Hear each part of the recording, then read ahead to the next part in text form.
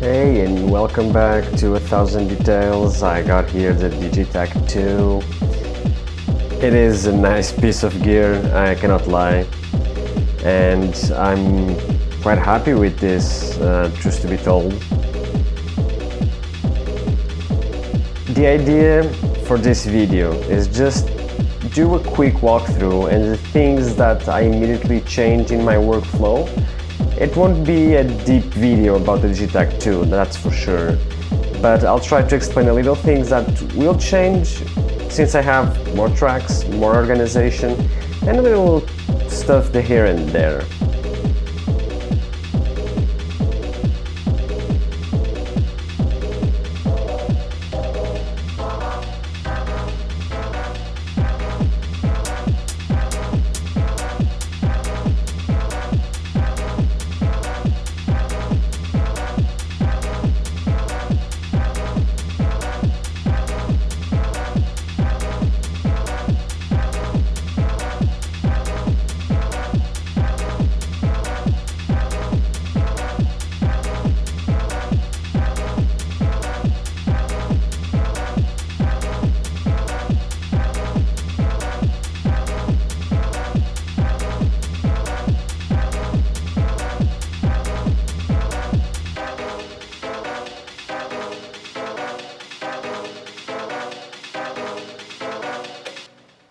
So, majority of you for sure already seen the videos about the new Digitakt II, what it has new stuff, what it is, the improvements, or whatever you might think.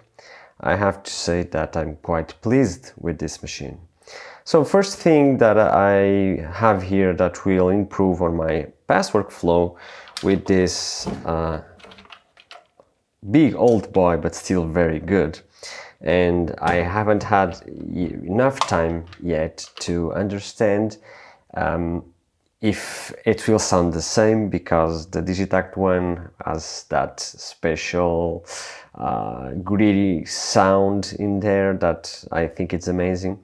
But let's go to the first thing. It's the 16 tracks. And for sure, in here, the 16 tracks will help a lot. Normally, I'm used to use 8 tracks, and normally the way that I use it, it's kick, bass, clap, hats, perks. Depends. In studio, maybe a synth. On live, maybe a perk rides. And now, for the first time, I'll be able to do something that many times I felt with the Digitakt I, which was adding a little bit more stuff. So, for example, a pad to add tension, extra few perks, an extra hat in there, whatever might come to my head. And the other stuff that is really cool here, and that I immediately, as soon as I saw it had that, it made me think, oh, this will be awesome, not just only for live, but for studio, which is very easy. If you come to track 1, for example, you now have various banks to load samples. I think you have around 1016 or some stuff like that. But the first thing that I'm going to do, and you can see here more or less, is I'm going to organize stuff in a much proper way. So A will be kicks and toms, for example, B bass lines, C percussions like hats, claps, cabasses, whatever. D will be perks. E, I haven't yet thought, but maybe more perk loops or whatever might fit here as loops. F, I think I'm gonna put some synth loops. G, it will be for sure my one-shot synths. And H, I think I'm gonna use a little bit for all-around stuff like vocals or something that I record from this. So this will help me a lot to do stuff. And it is quite good, honestly, not only for having more samples, which is cool in a way. I don't think that having more here, it's an issue. I love limitations, but I here prefer to have this way to organize stuff in banks and be able to load whatever I want, especially in studio. I don't need to fill in the 128 slots and then keep changing them. It's fine, there's no issue, but honestly, this way I know I can keep much more stuff. And you have until the 127 as you had on the old one. I'll show a few things and some differences that I noticed immediately. What you were hearing in the beginning, basically it was using already some stuff from here. So this one, which is a master overdrive, which makes a hell of a difference, and it sounds good. A little bit like the Digitakt. It's special. There's a feature here that can be cool, especially if you are out of ideas or doing live, which is the sequencer function here, which is an Euclidean sequencer, which is very cool. It produces sequences using mathematics, and it's a nice way to come up with ideas and maybe play a little bit with those ideas. So things I want to show you. Let's turn on this sounds here, and the first one is I can now do multi mutes and unmutes. So let's start like this. Oh, and the synth line as well.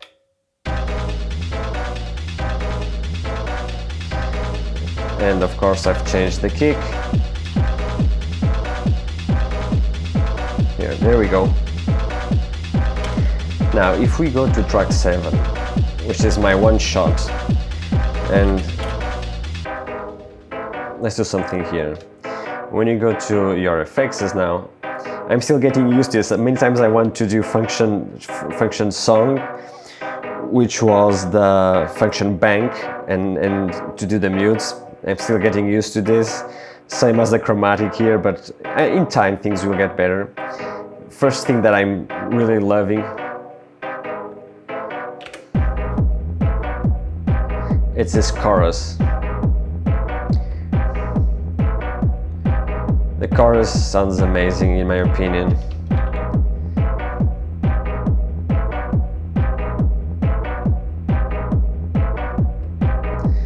It's a very good addition, for sure. For synth lines and bass lines it can be very cool in my opinion.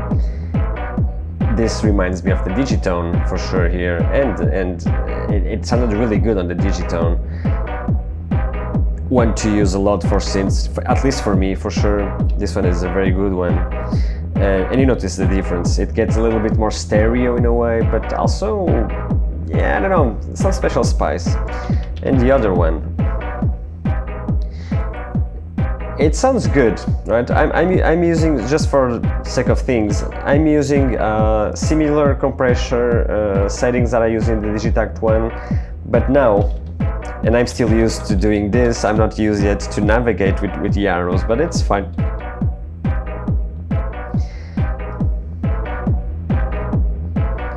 Yeah, the master overdrive is cool. It's really cool. I like it.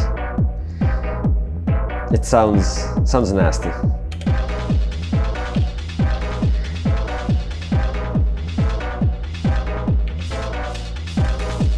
And the new filter is also very cool. The fact that you have various types of, like a multi-filter here. And you can just change them doing this. The multi-mode filter, it's a very good one. And the comb one.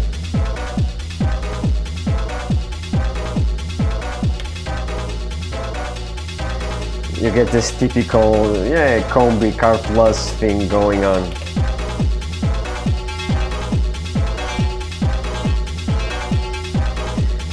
But this one for sure, it will sound,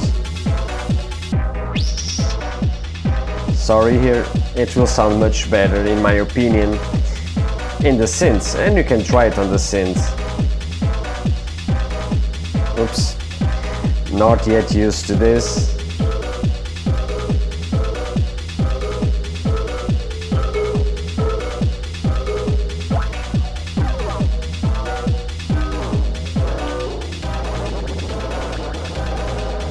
This is also for effects.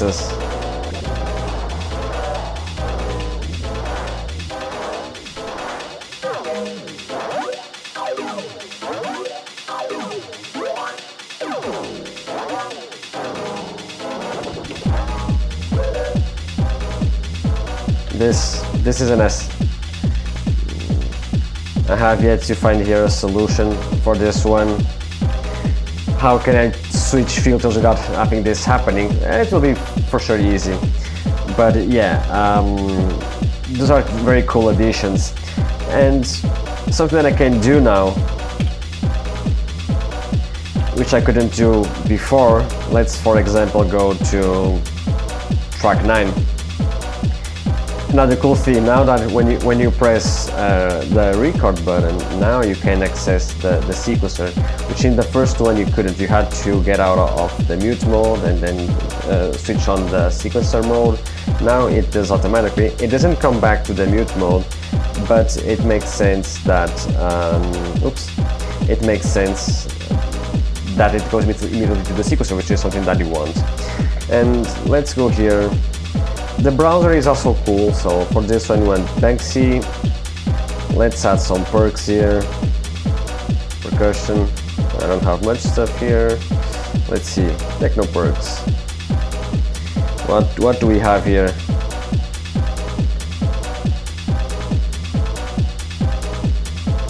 Yeah, tambourine, for example. Nice. And the cool thing here is that we can select like first pulse generator will be around, let's say 7. Second one, an odd number as well. Let's make it 11. And track length. Oh, I haven't used this one yet. Rotation, okay. It doesn't allow me to use track length. Why?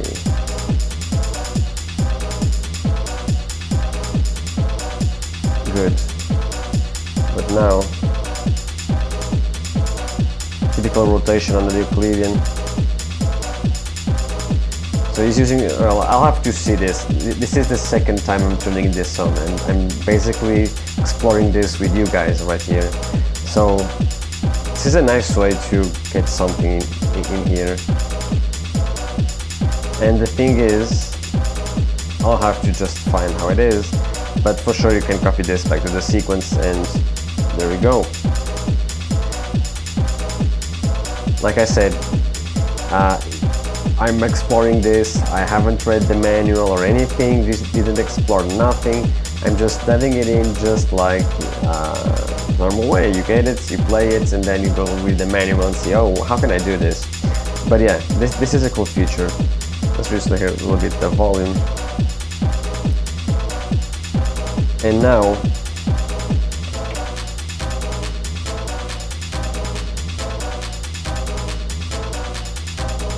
let's make this less annoying.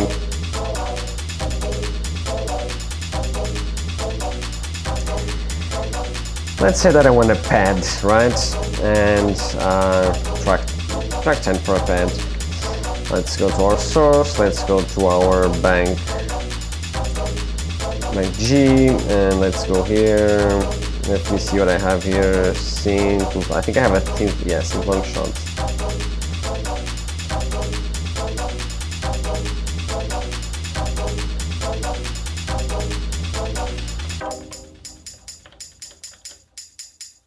Okay, this one looks lovely. And now, cool thing is on the keyboard mode,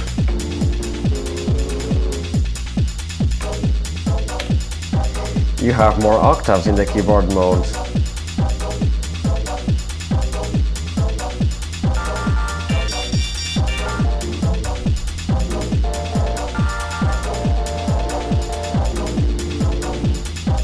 Good.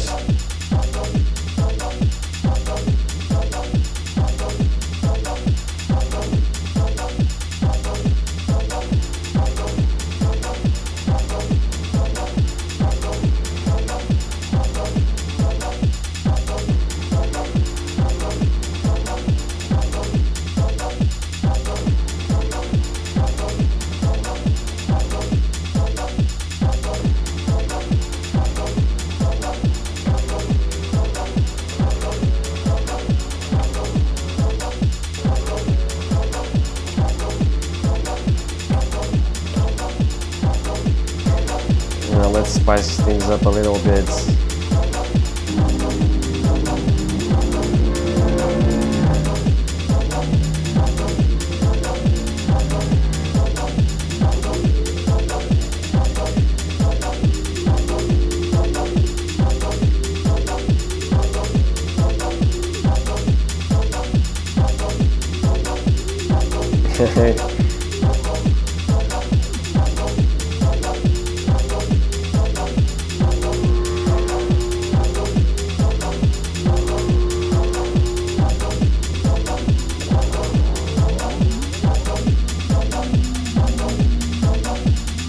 Feedback territory.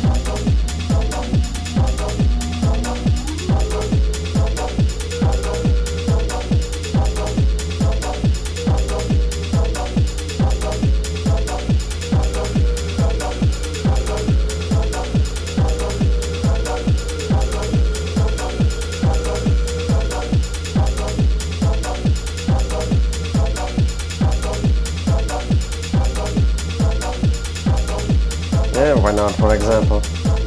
Kind of a layer there, hitting all the time. And yeah, this is very cool for performance. But you have to remember that stuff in loops will only play in the end.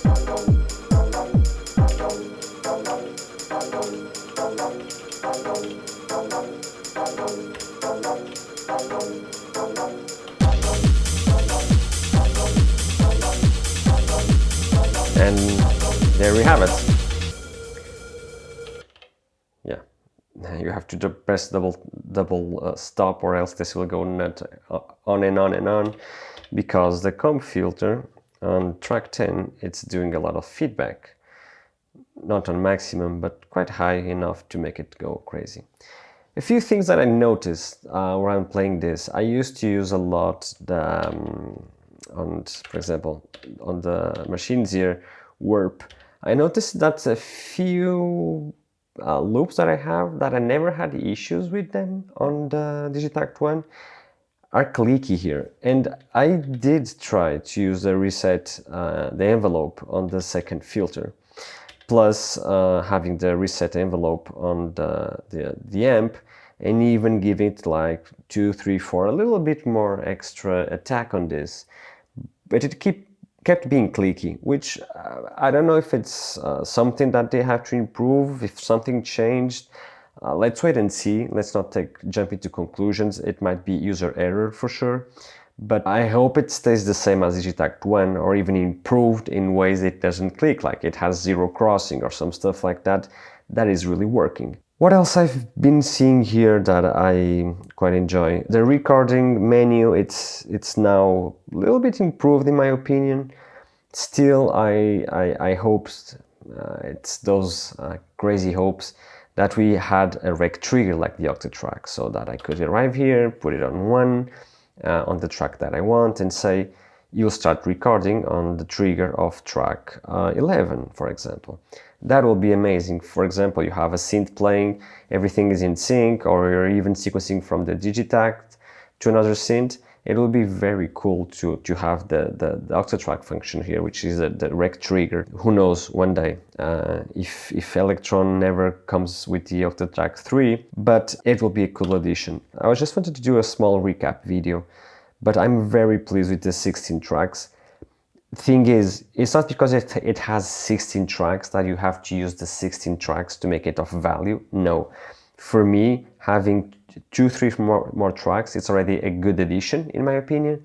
So many times what I felt, like I said before, what I felt that I could add on the track and couldn't do it because I didn't have enough channels, here I'll be able to do it. More samples, for sure, being able to load more stuff into the pool, that's very appreciated. Extra memory for sure. Even I had a ton of stuff on my one, and I think I had like 50% free space. So, but that's cool because this is stereo now, and you can add stereo stuff, which could be bigger and longer.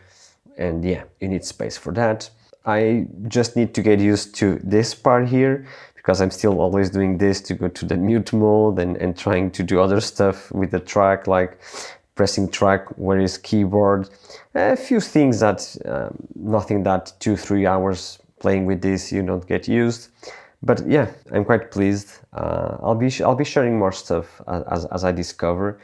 Pretty much sure I think some other stuff will change in time with my workflow to get the best of this for sure. Let's finalize this with a little jam here. Try to do quick sound with this. See you on the next one.